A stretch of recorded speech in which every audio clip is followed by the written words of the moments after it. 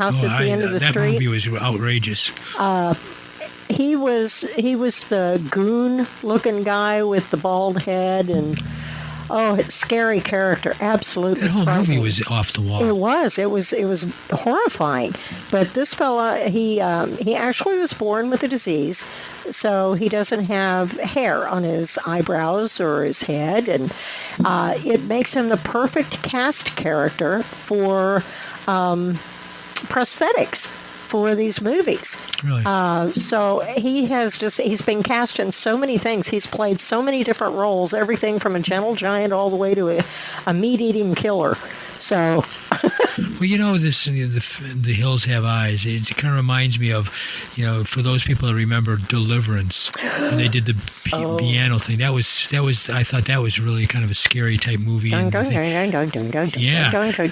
when you see the one with the hills, that they've just taken Deliverance and really extremed it out. Mm-hmm. So. Yeah, that was a really hard movie for me to get through. I watched them. Not because I just enjoy blood, guts, and gore, which, in some cases, depending on the movie, it's not so bad. Yeah. But it's like The Shining. It took me 6 months to read that book from cover to cover. It scared me so bad. The stories were so realistic. Now, I grew up in a house that was haunted, so to get through that book was a challenge.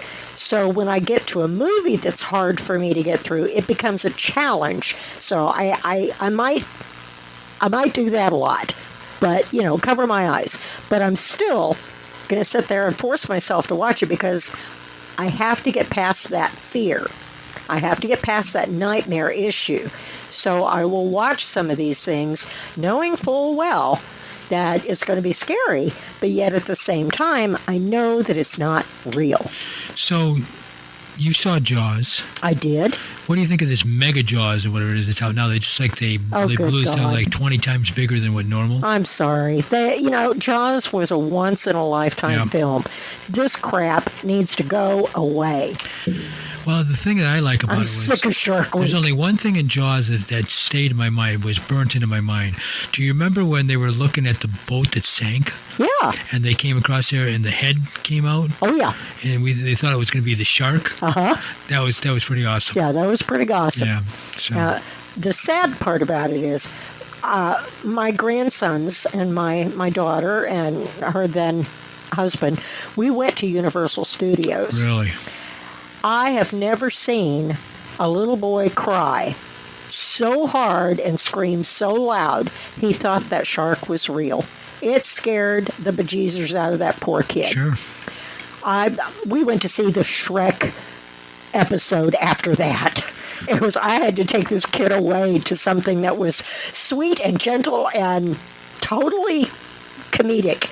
He was petrified. What I like is, I can't remember the name of the movie that's out now. It's a sequel.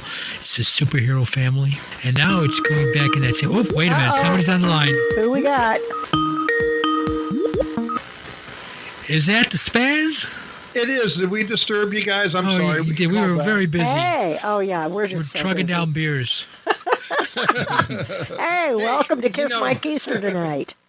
It's funny, I guess the thing I enjoy, and I don't know whether you do or Richard does, but I really enjoy just sitting down someplace where it's very busy with people and just people watch. I love to people watch. I'm watching Richard right now. He's people watching. You have to keep an eye on him. I said dangerous. People here.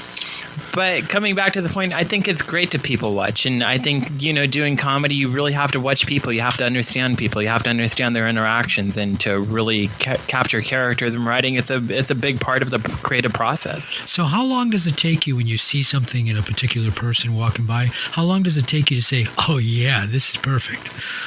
It really depends. If I'm writing, I can do that pretty fast. But if I want to impersonate somebody, which I'm not very good at, then I really have to sit down for a long time and watch them. I can't have them move. I have to follow them home.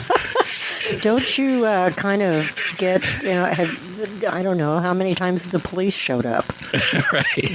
Right. I'm looking through your windows for the creative process, you know? Yeah. I'm looking for inspiration. And who believed that? Do I believe what? Oh, I said who believed it? Oh, no. I think that would get a quick restraining order. I would think so, too. Or somebody sicking the dog on you. Yeah. Like, I'm dog sorry, I'm bites. not a stalker. I'm just trying to learn their personality. Right. If you would have just talked to me, we wouldn't be here, right? I offered to buy him a cup of coffee. Hey, knocking on the door was not an option? Right. And buying coffee, I mean, we're teachers and comedians. We'll be broke by the end of the week. Yeah, I hate to say it, but you got a point. That's all you need is a hyper stalker. Oh, That's a good one, Richard. yeah. I like that. A 5-hour energy stalker. Wait a minute, guys. I had a stalker one time that came over to my house. I didn't even have a door on my front apartment. He knocked on my door, and I was so scared I invited him out to lunch. What do you do? I did. I have this visual of seeing you or Brandon outside somebody's window, jumping up and down, going ping, ping, ping, ping.